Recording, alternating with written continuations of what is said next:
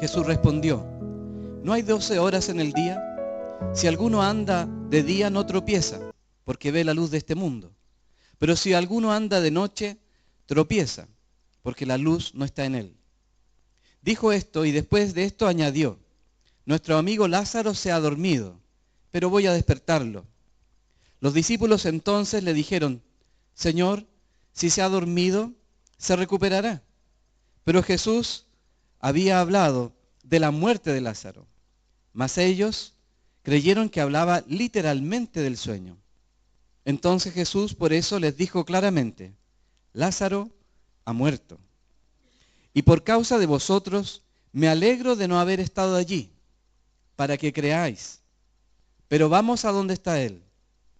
Tomás, llamado el Dídimo, dijo entonces a sus condiscípulos: vamos nosotros también para morir con él. Llegó pues Jesús y halló que ya hacía 4 días que estaba en el sepulcro. Betania estaba cerca de Jerusalén, como a 3 kilómetros. Y muchos de los judíos habían venido a casa de Marta y María para consolarlas por la muerte de su hermano. Entonces Marta, cuando oyó que Jesús venía, fue a su encuentro. Pero María se quedó sentada en casa. Y Marta dijo a Jesús: Señor, si hubieras estado aquí, mi hermano no habría muerto. Aún ahora, yo sé que todo lo que pidas a Dios, Dios te lo concederá. Jesús le dijo: tu hermano resucitará. Marta le contestó: yo sé que resucitará en la resurrección, en el día final. Jesús le dijo: yo soy la resurrección y la vida. El que cree en mí, aunque muera, vivirá. Y todo el que vive y cree en mí, no morirá jamás. ¿Crees esto? Ella le dijo: sí, Señor. Yo he creído que tú eres el Cristo, el Hijo de Dios, el que viene al mundo. Y habiendo dicho esto, se fue y llamó a su hermana María, diciéndole en secreto: el maestro está aquí y te llama. Tan pronto como ella lo oyó, se levantó rápidamente y fue hacia él. Pues Jesús no había entrado en la aldea, sino que todavía estaba en el lugar donde Marta le había encontrado. Entonces los judíos que estaban con ella en la casa consolándola, cuando vieron que María se levantó deprisa y salió, la siguieron, suponiendo que iba al sepulcro a llorar allí. Cuando María llegó a donde estaba Jesús, al verle, se arrojó entonces a sus pies, diciéndole: Señor, si hubieras estado aquí, mi hermano no habría muerto. Y cuando Jesús la vio llorando, y a los judíos que vinieron con ella llorando también, se conmovió profundamente en el espíritu, y se entristeció, y dijo: ¿dónde lo pusisteis? Le dijeron: Señor, ven y ve.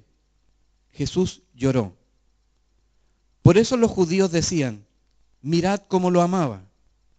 Pero algunos de ellos dijeron: ¿no podía este que abrió los ojos del ciego haber evitado también que Lázaro muriera? Entonces Jesús, de nuevo profundamente conmovido en su interior, fue al sepulcro. Era una cueva y tenía una piedra puesta sobre ella. Jesús dijo: quitad la piedra.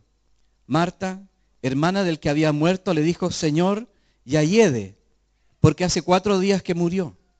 Jesús le dijo: ¿no te dije que si crees verás la gloria de Dios? Entonces quitaron la piedra.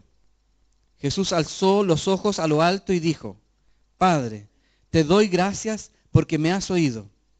Yo sabía que siempre me oyes, pero lo dije por causa de la multitud que me rodea, para que crean que tú me has enviado. Habiendo dicho esto, gritó con fuerte voz: Lázaro, ven fuera.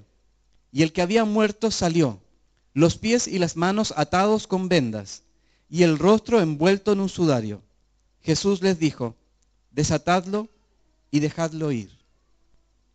Este es el 7º milagro que el apóstol Juan relata en la vida de Jesús. Hay muchos otros milagros, pero Juan menciona 7, y este es el último en el Evangelio de Juan. Antes de entrar en la reflexión de la palabra, algunas ideas. María era la misma María que había quebrado el frasco de alabastro y había ungido a Jesús y con sus cabellos había limpiado los pies de Cristo. Esa María era. Y yo pensaba, su hermano ahora muere y ese frasco ya lo derramó ya. Ese frasco es para embalsamar a los muertos. Ese frasco es para el olor, para la conservación, según la costumbre judía. Pero ella ya lo había derramado todo. Y ahora, un tiempo después, tenía que estar ungiendo a su hermano, que ya ha muerto. ¿Cuáles serían los pensamientos de María? ¿Habrá sido mal derramado ese frasco de alabastro? Quizás cuando lo pensamos, quizás puse mi esperanza y no resultó. Quizás me derramé para algo y no vino de vuelta lo que yo esperaba. Pensamientos, ¿no? Yo pensaba. El dolor es parte de las personas que obran bien. A veces pensamos que porque obramos bien, el dolor no va a tocar nuestra puerta. Pero eso no es verdad. El dolor también toca la vida de las personas que obran bien. Como el caso de María. También la Biblia dice claramente, y el evangelista Juan aclara y dice, Jesús amaba a Lázaro, amaba a María y amaba a Marta. Dice eso la Escritura. Y se detuvo el evangelista para decir claramente que amaba a cada uno, los amaba. Hay pocos lugares en la Escritura en que nosotros vemos tan claramente en que se deja esa certera claridad de que Jesús amaba profundamente a esta familia, estos tres hermanos. Entonces, también puedo concluir que a los que Dios ama, también sufren pérdidas. Que aquellas personas a quienes Dios ama profundamente, también sufren dolores profundos. Porque a veces pensamos que si Dios me ama, no sufriré. El milagro de la resurrección de Lázaro debe estar en el número 1 del ranking de los milagros de Cristo. Es el milagro más extraordinario que registra la Escritura, más que caminar sobre el agua. Lázaro ya estaba muerto y 4 días. Su cuerpo ya estaba en descomposición. Qué interesante, ¿no? También el Señor resucitó a otra gente, sí. Dice en Marcos 5:21 que Él resucitó al hijo de la viuda de Naín. ¿Se acuerdan de ese pasaje? Que va saliendo como personas llorando con el, no sé si sería un cajón o algo así. Y Jesús se conmueve nomás y va y resucita al hijo de esa viuda. Ya había hecho un milagro de resurrección. También parece que lo ha hecho en el caso de la hija de Jairo, que le viene a pedir, su hija tiene una enfermedad que es de muerte, y Jesús va a la casa, dice primero que está durmiendo, pero todos saben que ha muerto, y le resucita. Entonces no es primer milagro, pero este de Lázaro es un milagro fuera de lo común. También sabemos que puede que haya habido otras personas resucitadas que la Escritura no menciona. ¿Por qué sabemos esto? Porque cuando los discípulos de Juan el Bautista van a visitarlo a la cárcel, le pregunta Juan a sus discípulos, Juan el Bautista le pregunta a sus discípulos, ¿y quién es este Jesús? ¿Será él el Cristo? Y resulta que los discípulos de Juan le dicen, los ciegos ven, los cojos andan, los leprosos son limpiados, los sordos oyen, los muertos son resucitados. O sea que parte del testimonio de Cristo era que Él estaba resucitando gente. Los que conocemos nosotros al menos es que era el hijo de la viuda de Naín y también la hija de Jairo. Y hoy se nos agrega Lázaro, pero es probable que quizás haya habido otros que hayan sido también resucitados. El Señor ya caminó sobre el agua, convirtió el agua en vino, ha sanado a la distancia, le dio vista a un hombre ciego de nacimiento. ¿Por qué Jesús no sanó a Lázaro cuando supo que estaba enfermo? Esa es la primera pregunta que nos viene. ¿Por qué no lo sanó antes? Además, Betania estaba muy cerca de donde estaba el Señor. Estaba solo a 3 kilómetros de Jerusalén y Jesús estaba al otro lado del Jordán, dice la Biblia, relativamente cerca del lugar. Geográficamente, Jesús llegaba en un rato. En esta historia, y puede que haya muchos otros elementos, pero yo quiero hoy día señalar 3 elementos. Número 1 es el milagro de la resurrección. Y aquí hay ciertos elementos que nos hablan acerca de la gloria de Dios. La gloria de Dios.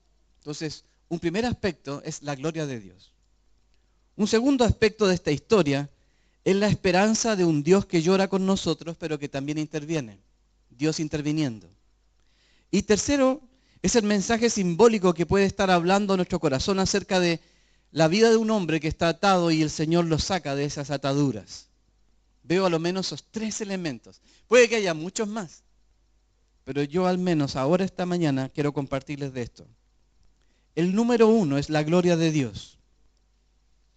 Ciertamente podría haberlo sanado a distancia. Recuerden el ejemplo del hijo del oficial del rey.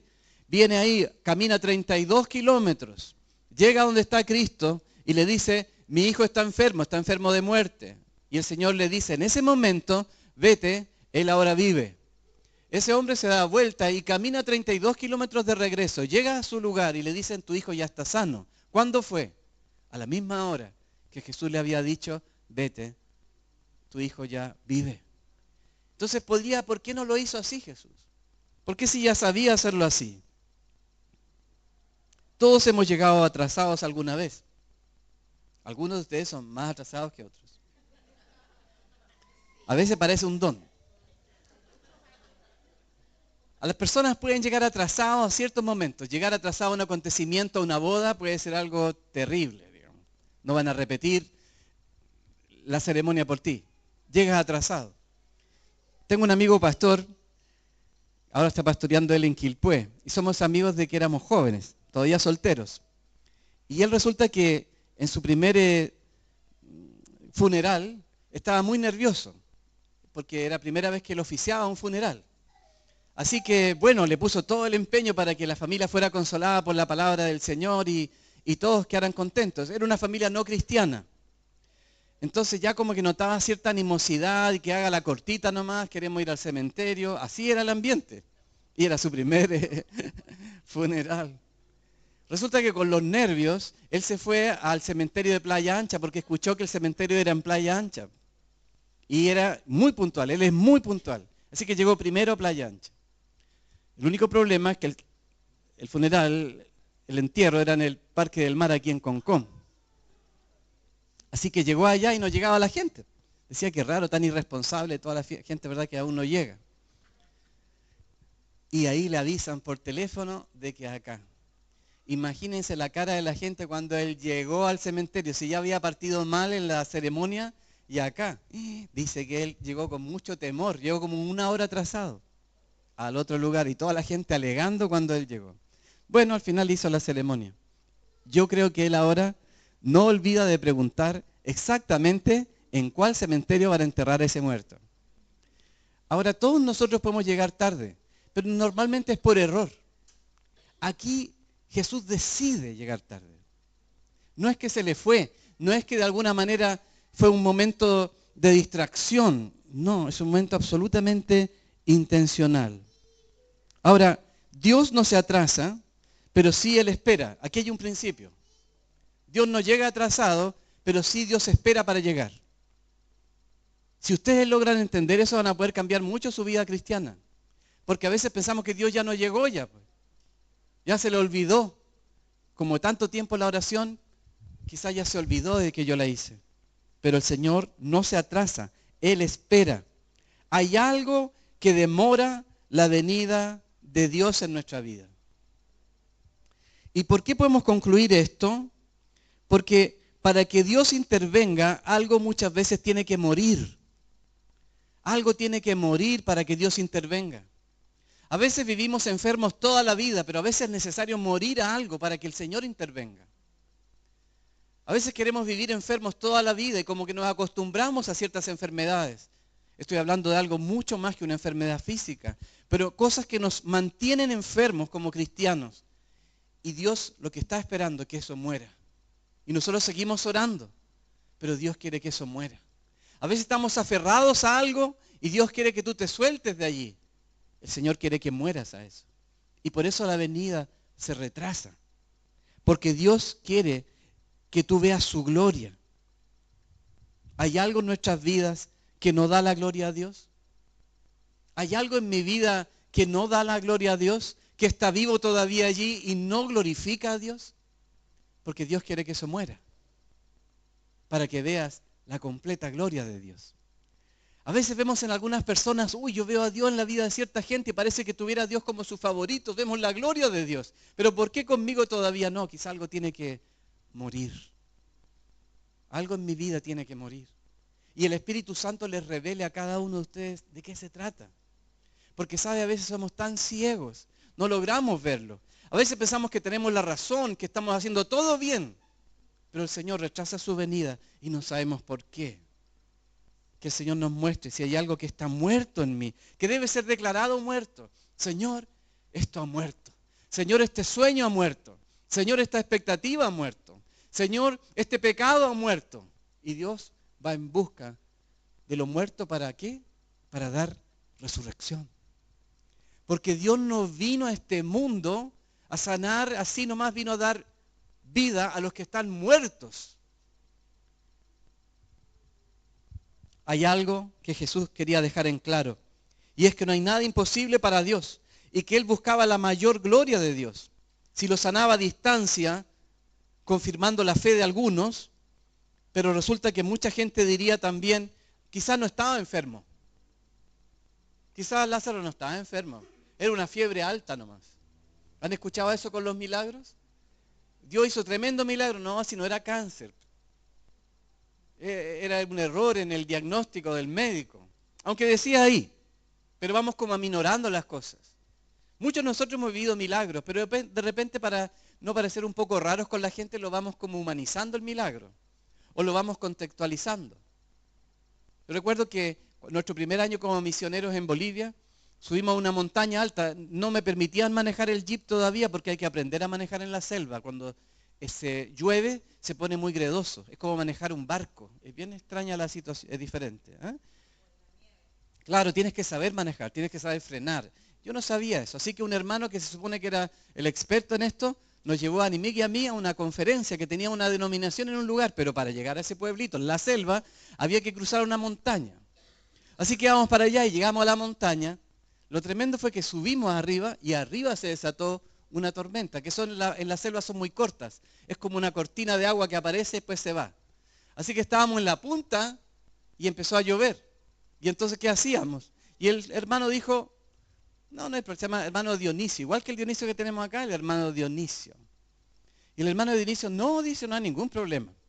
Ya, y como nosotros confiando aquí que él era el experto, empezamos a bajar ese cerro grande, ¿verdad?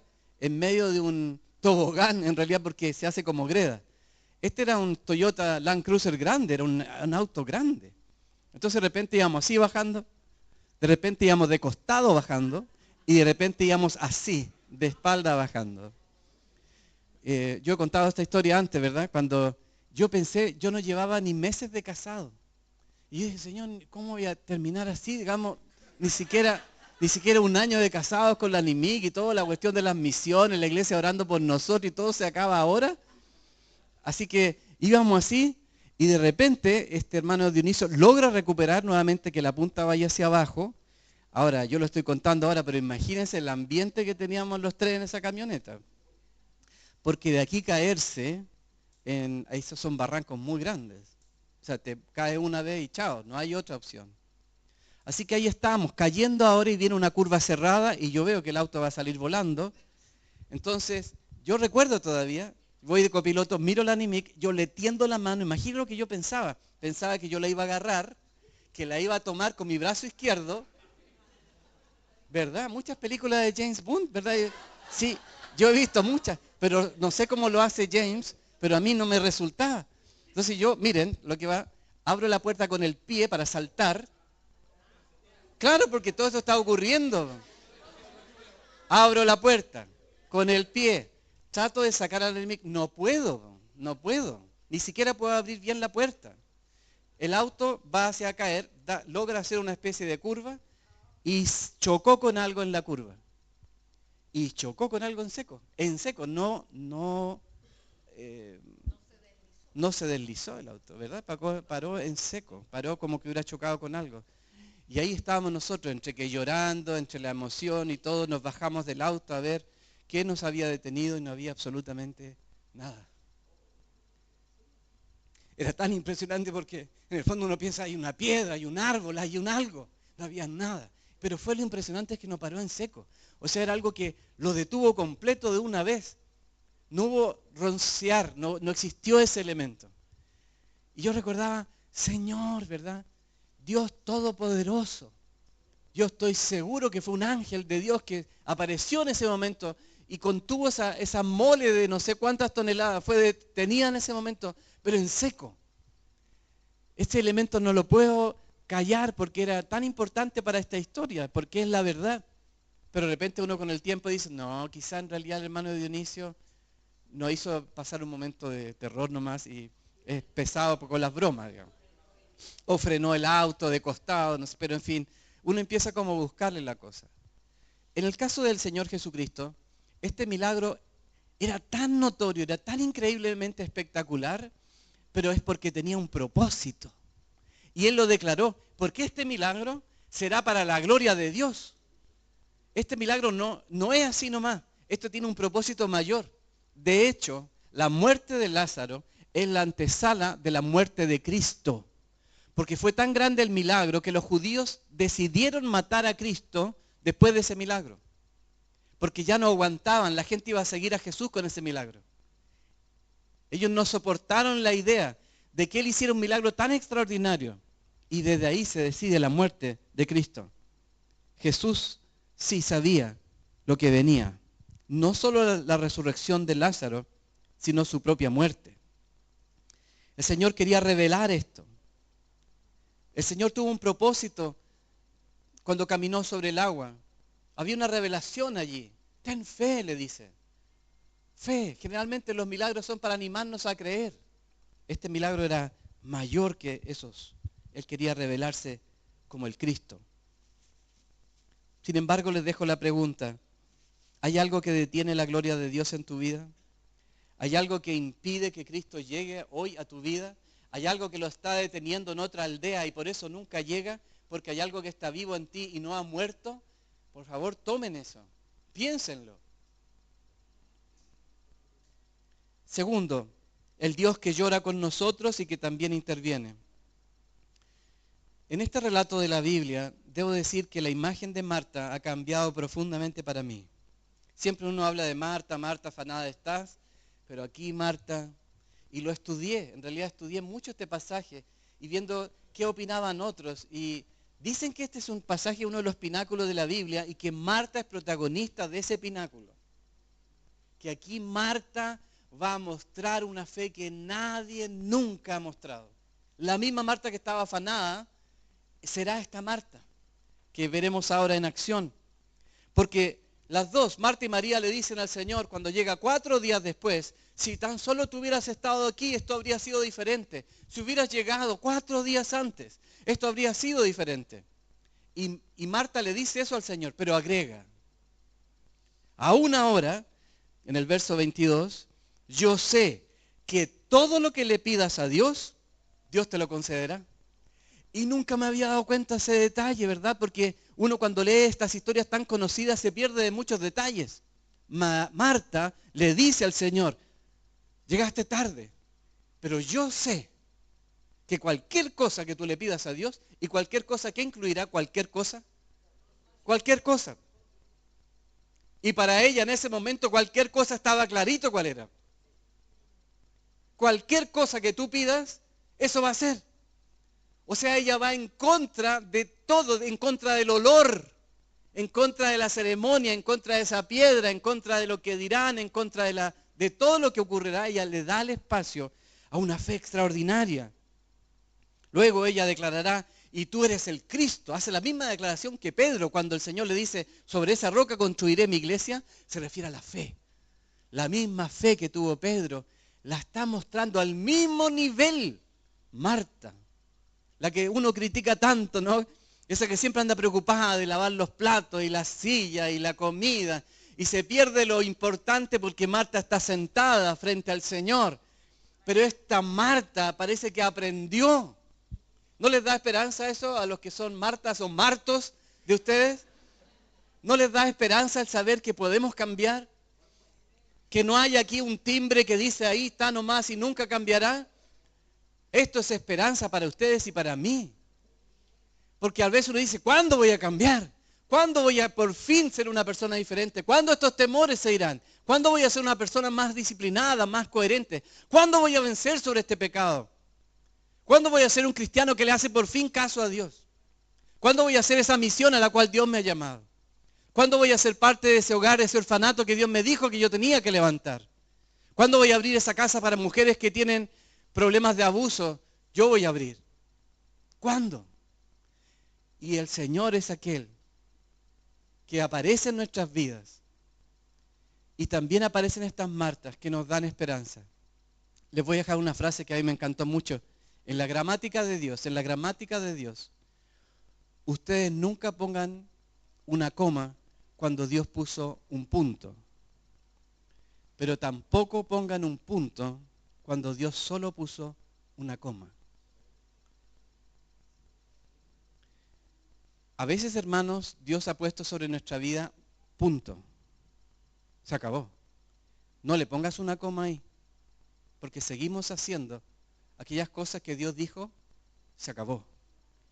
Pero también no pongan ustedes un punto cuando Dios sencillamente ha puesto una coma. Esto continuará, esto no se ha acabado. No pongan un punto. Entonces uno tiene que ser muy sensible aquí a la gramática de Dios. Lo que Dios está haciendo. Y parece que Marta algo de revelación tenía. Como que vio la coma. Como que ella no vio el punto.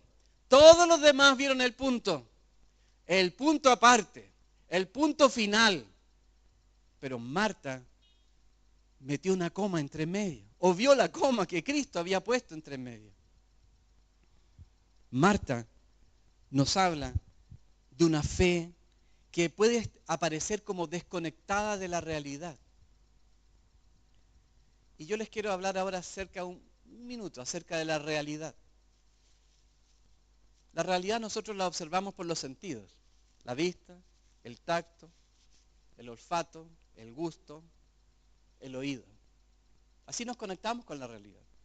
Pero ¿saben que muchas veces Dios va más allá de esa realidad? Porque hay cosas que yo no puedo ver, pero Dios está haciendo. Hay cosas que yo no puedo escuchar, pero Dios me está hablando. Hay muchas veces cosas de las cuales yo no logro conectarme con la realidad. A veces hay personas como que vienen a nuestra vida y nos quieren aterrizar a la realidad. No, mira, cable a tierra, volvamos a la realidad. Pero les quiero decir algo. Hay un sexto sentido que se llama fe. Fe. Y ese ve lo que los ojos no pueden ver.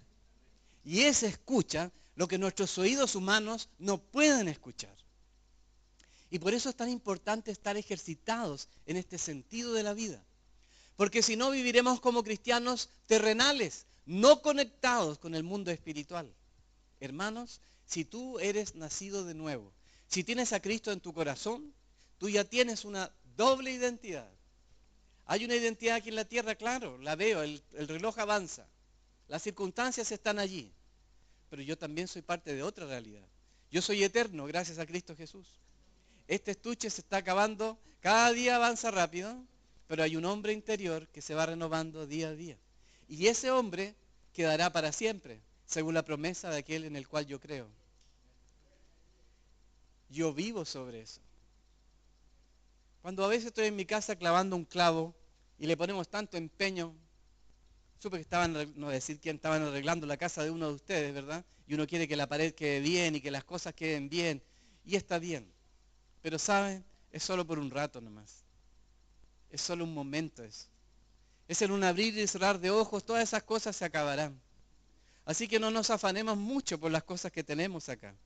Porque todas estas cosas se van a acabar. Pero en lo eterno. En lo eterno. Y la fe nos permite conectarnos con la realidad, con la verdadera realidad, la realidad de Dios, la realidad verdadera, la fe en nuestro sexto sentido. A veces, hermanos, esta es una cita de Oswald Chambers, el que escribió un libro muy famoso que se llama En pos de lo supremo. Ha sido mi diario durante años, es un gran diario. Para cada día él tiene una reflexión. Y él tiene una frase muy fuerte, dice así: a veces pensamos que Dios está errando el blanco porque nuestra vista es muy corta para ver hacia dónde está apuntando. Nuestra vista es muy cortita, hermanos. Y a veces pensamos que Dios está errando el blanco, como que Dios no sabe para dónde va la micro. Pero mi vista es tan corta que yo no puedo ver hacia dónde Dios está apuntando. Dios quiere hacer más cosas de las que mis ojos pueden ver. ¿Hasta cuándo podemos esperar a Jesús? ¿Hasta qué momento esperamos a Cristo? ¿Le han puesto ustedes fecha al Señor para que actúe? Ahí hasta le digo a Dios, mira, te doy 1 hora. Señor, en este tiempo, hasta que aquí acabe el año. Lázaro ya lleva 4 días muerto y olía mal. La costumbre judía siempre ha sido enterrar al muerto el mismo día de su muerte. No existe eso de un día para otro. Los hebreos siempre el mismo día lo entierran. Pero según las costumbres judías, y no aparece eso en la Biblia, pero sí aparece después en el Talmud, que es muy posterior a Cristo, pero ya existían estas tradiciones orales entre los dirigentes y sacerdotes, que se prescribían 7 días de luto profundo. Los primeros 7 días, para los judíos de esa época, eran los de máximo dolor, de llanto, de tristeza. Existía esa costumbre que también aquí en Chile creo que existió hace muchos años atrás, en que se contrataba gente para llorar, ¿verdad? Qué rara la costumbre, ¿no? Yo todavía me cuesta como entenderlo. Y encontrar ese trabajo, qué extraño, ¿no? Que tú seas contratado para llorar. Bueno, si te pagaban, después te ibas riendo, yo supongo, ¿no? Ahora, lo que yo puedo ver es que Jesús llega en un momento de mucho dolor, llega al 4.º día, o sea, está en los 7 primeros días del máximo lamento. Y Jesús lloró. En la palabra griega de lloró, dice que rompió en llanto. No es la lágrima esa decente, decorosa, controlada, reformada, que algunos tenemos, como ser tan decente, tan ordenadito, ¿verdad? No, era que le salió nomás el llanto. Él empezó como a gemidos de dolor y tristeza. El Señor se hace uno con lo que estaba llorando. Y a veces digo, ¿será que nosotros necesitamos que Dios llore con nosotros? Lo tremendo de nuestro Dios es que llora con nosotros. Es bien extraño esto, porque uno diría mejor que lo arregle. ¿Para qué vamos a llorar? Pero es que Dios está también en el proceso nuestro. Está en los llantos. Yo recuerdo cuando el Señor en muchos momentos de mi vida me ha dado muchas oportunidades, pero sí yo descubro a mi edad de 24, 25 años, el Señor se aparece y me da una nueva oportunidad. Y yo veía la Escritura y sentía que había cometido tantos pecados en mi vida y como que ya no tenía vuelta. Y recuerdo que en la noche yo lloraba. ¿Qué hice con mi vida? ¿Qué hice con mi cristianismo? Señor, yo te amaba, mira dónde estoy ahora. Recuerdo que yo me dormí llorando. Yo leía el Salmo 51 y lo hacía algo tan verdadero en mi vida. Era tan real. Ten piedad de mí, oh Dios, conforme a tu misericordia. Lávame más y más de mi maldad y límpiame de mi pecado. Y yo lloraba, lloraba, lloraba. Con mis 25 años lloraba. Y me quedé en mi cama llorando, llorando, llorando. Amanecí así en mi inconsciencia. Porque había llorado creo que toda la noche. Cuando leía este relato y pienso ahora, Dios ha estado acompañándome en ese rato. Porque lo necesitaba. Mis lágrimas estaban limpiando mi corazón. Mis lágrimas estaban sanando mi vida. Y Dios viene a llorar con nosotros, o sea, hace parte de los procesos. Dios no solo quiere aparecer en el milagro. Dios quiere estar en estos momentos que son difíciles. Y a veces pensamos que lloramos y lloramos solos, pero yo les quiero asegurar algo. Dios llora contigo. Claro que le entristece que estés mal. Claro que le entristece que tú estés enfermo o alguien esté enfermo. Claro que le entristece que tu matrimonio se quebró. Claro que le entristece que tu hijo se apartó. Claro que le entristece que no tienes la provisión para vivir. Claro que a Dios le entristece. A veces pensamos como que Dios fuera una calculadora gigante, pero no es así. Dios es un Dios que se mete con nosotros. Entonces cuando vienen estos procesos de luto, de gran pérdida en nuestras vidas, recordemos que Jesús lloró primero con la gente. Lloró con Marta y con María. Se hizo parte de ellos. La expresión de amor de Cristo en ese minuto fue llorar. Esto también me enseña a mí a cómo poder amar a la gente en momentos de dolor. A veces uno quiere llegar con el consejo que le va a dar la esperanza, pero a veces solamente es llorar. Y quizás eso sea mi aporte. Pero si es el aporte de Dios, tal vez no sea algo tan menor. Tal vez sea algo bien grande cuando yo puedo ser parte del dolor de la gente. Jesús se hace parte. Él quiere estar allí. Jesús llega a nuestro sufrimiento, pero también se hace parte. Jesús dice, quiten la piedra. Y le grita a Lázaro. Y aquí dicen que hay dos milagros. El primer milagro es la resurrección de Lázaro. Y el segundo milagro es que Lázaro haya salido de la tumba. Y vamos a hablar acerca de eso ahora. La tercera cosa de este pasaje y último. El Señor nos llama a salir de nuestras tumbas. Se acostumbraba a amarrar a los muertos de sus tobillos con unas cuerdas de lino. Los tobillos se juntaban las dos piernas y de los tobillos se hacían unas vendas y le amarraban los tobillos para que quedara en esta forma. Y los brazos se ponían de esta forma y con cuerdas se amarraban para que quedara en esta posición. Luego se les llenaba de vendas que estaban humedecidas con ungüentos y especies, ¿verdad?, para el olor y para que quedara un poco duro, para que protegiera el cuerpo. Se les llenaba como una sábana, un pedazo de sábana constante, ¿verdad?, que daba vueltas y vueltas, que llegaba a pesar más de 46 kilos. O sea, no sé si ustedes alguna vez han tomado un saquito de cemento. ¿Lo han ido achicando con el tiempo los sacos de cemento? ¿Cuánto pesan ahora? 25. ¿Antes pesaban 50 o no? 42,5, ¿ven el dato? Muy bien. Ahora, bajaron el peso del saco, pero 25 kilos ¿lo han tomado alguna vez? Pero es que se siente por todos lados la cosa. Y uno piensa que en realidad no vas a poder porque es demasiado pesado. Con 25 kilos ya estás como tambaleando. Este pesaba más de 45 kilos.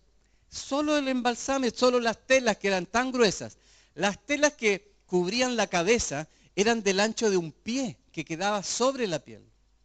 Entonces era como un casco de moto, muy ancho, ¿verdad? ¿Y a qué parecía Lázaro en esa posición? A una momia. A una momia. Entonces cuando el Señor le dice, saquen la piedra y le dice, Lázaro, sal fuera. No, y los pies amarrados. ¿Cómo salió Lázaro? No, caminando no. Estaban amarrados los pies. Y la tumba parece que era hacia abajo. Era un hoyo. Entonces no era que salió en plano. Por eso dicen que el segundo milagro es que Lázaro haya salido, que no sé cómo salió. Y yo digo, ¿y para qué eso? Porque parte del milagro somos nosotros. Porque Dios no le va a dar vida a un muerto que no quiere saltar, que se quiere librar. Si tú no te quieres librar, Dios no hará nada para tu liberación. Porque hay una parte que Dios no va a reemplazarnos. Vamos a tener que salir ahí todos amarrados, todos fregados, saliendo. Porque Dios quiere esa parte de mí. A veces le pedimos a Dios que haga el milagro completo, ¿no? Quiero, Señor, ya estar así, listo, sin vendas, sin nada, con vida nueva. Pero parece que las vendas y las ataduras las dejó de nuestro lado. Y aquí está la última parte de este sermón. La muerte de Cristo, la muerte de Lázaro está conectada con la muerte de Cristo, porque es como el anuncio de la muerte y la resurrección de Cristo. Pero también es el anuncio de nuestra resurrección. Lázaro es un tipo de cada uno de nosotros, al cual Dios le ha llamado de la tumba a salir a una vida nueva. ¿Cuántos años vivió Lázaro? Una de las tradiciones dice que 30 años y que llegó a ser obispo de Chipre. Otro dice que murió en Marsella, en Francia, en una tumba justo abajo, en la persecución de Diocleciano, asesinado. No sabemos cuál de las dos tradiciones puede haber sido, quizás ninguna de las dos. Hay una catedral en Chipre, sí que lleva el nombre de Lázaro, porque supone que él, la primera teoría es que él fue obispo de ahí. Pero 30 años más le dio, más o menos. Dios viene a nuestra vida y viene en el momento exacto. A veces algunos dicen, ¿por qué no me habré convertido más joven? ¿Lo han dicho algunos de ustedes? Sí. Y es que Dios llega en el momento exacto. Probablemente no estaba suficientemente muerto. Quizás tu orgullo estaba demasiado vivo, tu arrogancia estaba viva, tu autonomía estaba demasiado viva. No estabas muerto, pues. Son aquellos que vienen a la iglesia o se acercan y dicen, yo no soy tan malo. Ya cuando dicen eso, mal. Cuando alguien me dice a mí, mire, yo no soy tan malo, es que no ve. No ve, sus ojos están tapados. Creemos que somos buenos, pero la Biblia dice que nosotros hemos abandonado al Señor y que nosotros somos pecadores. Ahora,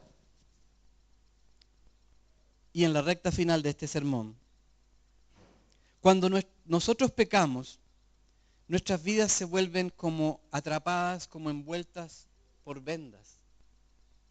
Cuando yo peco, se me va mi sentido del humor, mi gozo, porque me siento condenado por el diablo. Cuando sigo en el pecado, la culpa me empieza a matar. Y aunque creo en Cristo, vivo atrapado.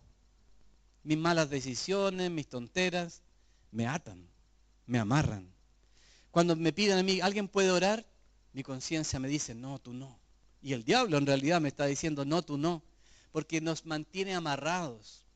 A los que no conocen a Cristo ya están muertos y amarrados, por si acaso, si hay alguno de ustedes presente. Pero los que ustedes dicen que Jesús está en su corazón, también pueden vivir amarrados y atados, habiendo nacido de nuevo. Entonces, ¿qué hacemos? Reemplacen el nombre de Lázaro y pongan su nombre. Waldo, sal fuera. Pongan su nombre. El Señor les llama a ustedes y a mí a salir de esa muerte. A salir como puedan, gateando si es posible, pero salgan. No permitan que esas amarras condicionen su destino, su vida, su futuro, su familia. No permitan que esas amarras, nunca permitan que ustedes cumplan el propósito de Dios aquí en esta tierra, en los años que les toque. Sean 30, sean 5, sean 1, háganlo para la gloria de Dios. Que ustedes sean un milagro para la gloria de Dios. Que vayan más allá del simple milagro de mi propio bienestar, sino que háganlo para la gloria del Señor. Que otros sepan que esto es verdad. Que otros digan, miren, yo veo aquí un milagro.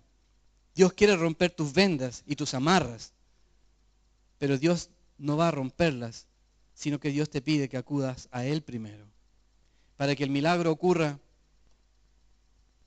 parece que tenemos que también disponer de nuestro corazón. Y por otro lado, si Dios ya hizo el milagro, si Dios ya te dio una vida nueva, sal de la tumba. ¿Para qué se quedan adentro? Si Dios ya te dio vida nueva, ¿para qué se quedan dentro de una tumba? ¿Para qué se quedan con las amarras? ¿Se imaginen el tremendo milagro que Dios ha hecho con ustedes y todavía estamos medio atrapados? ¿Por qué? Salgan de la tumba. Salgamos de la tumba. Entonces yo quiero terminar aquí y pedir a Dios, a nuestro Señor, que está aquí presente. Está el Dios Trino aquí, esto es increíble, ¿no? Está Dios Padre aquí presente, está el Señor Jesucristo y está el Espíritu Santo aquí.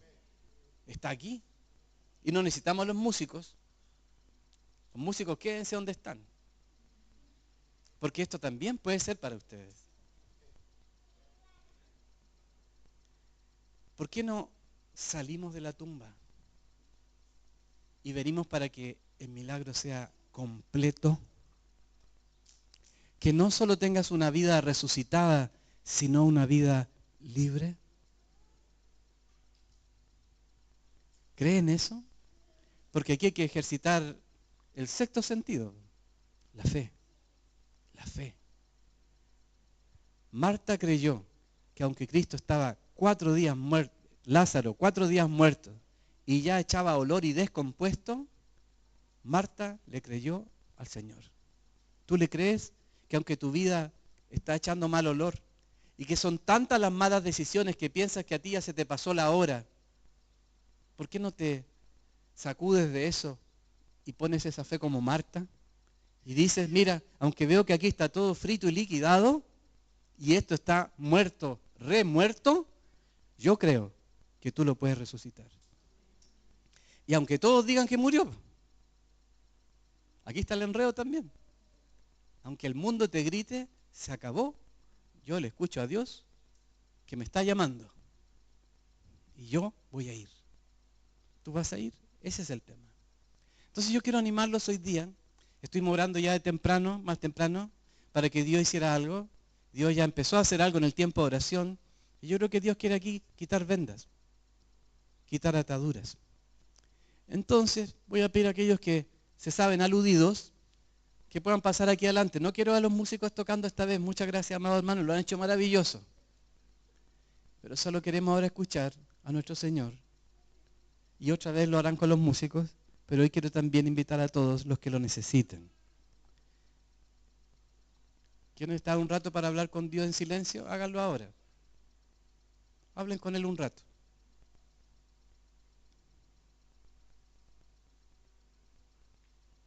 Y si escuchan su nombre, salgan. Si escuchan su nombre, salgan de allí. Les voy a pedir que pasen aquí adelante para que oremos. Oraremos en el nombre de Jesús. La iglesia no sana, no libera, no corta, pero Cristo sí. Cristo está presente. Él puede hacerlo. Y por mucho que veas que esto está oliendo a muerte, el Señor yo creo que te está animando a tener fe, como Marta. Más aún, pidas lo que tú pidas, a ti se te concederá. Si tú, Jesús, lo pides, así se hará. Muy bien. ¿Alguien tiene que venir aquí adelante para que oremos?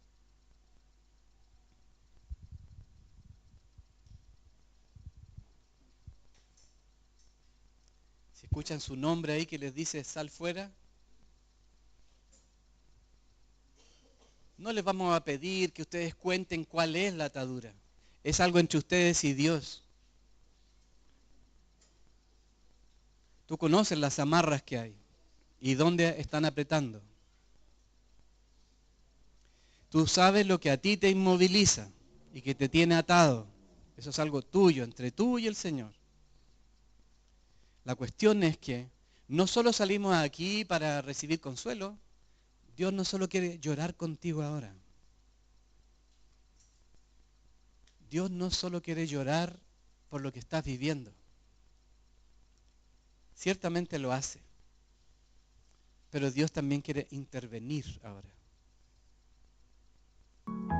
Así que ¿por qué no hablas con el Señor? Le confiesas, le pides que Él te muestre. ¿Escuchas la sinfonía del cielo?